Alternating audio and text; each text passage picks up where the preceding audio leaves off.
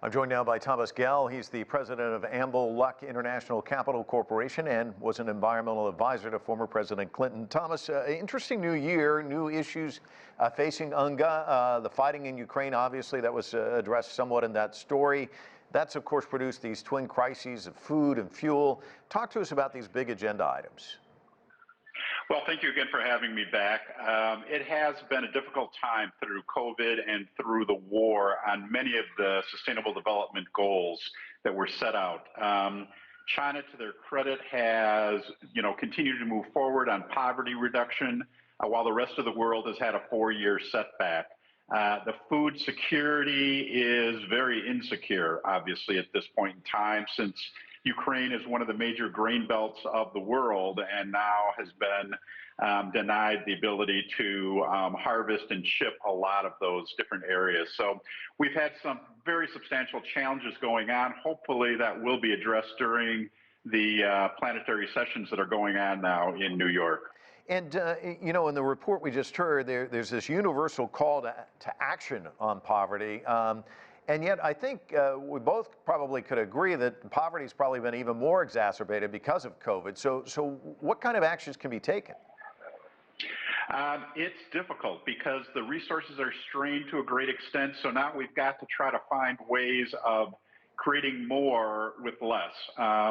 I think that it is imperative that the world population really come to the table, help to support the refugee problem, which is creating huge poverty issues, obviously, as well as helping those in need around the globe. The African countries, many of the other areas of the world are just hit so hard with unemployment numbers, with other things that have restricted them from being able to reach their potential over the last 3 years, that we really need to come together as a planet to be able to make some substantial advancements.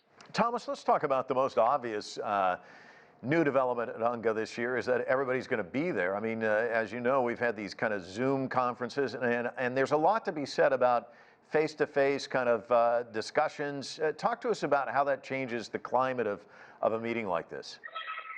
Absolutely. I mean, it's not only the direct contact that happens during the meeting, which obviously you don't get during a Zoom call, but it's the after contact that people are able to have in a more informal setting that really makes a huge difference in these types of meetings. I've been involved in very, very many high-level meetings, and it's the behind-the-scenes discussions that really move the needle more than what is said before the cameras and before the audiences that are there. And of course, last year's UNGA, there was so much talk about the two invisible crises out there, COVID and climate change. Those threats still exist. Talk to us about both and where we are a year later. Well, I think that we, still obviously have all those threats. Climate change has been exacerbated by people being busier with other topics that have come to mind for them on the recovery from COVID and the other things. But it is still one of our most critical issues that if we don't address it and continue to be very aggressive in trying to keep our temperatures from rising above the 2% that have been set by the Paris Accord, we are in trouble. And we're seeing that now every month on more torrential rains. Pakistan, a third of the country, is underwater.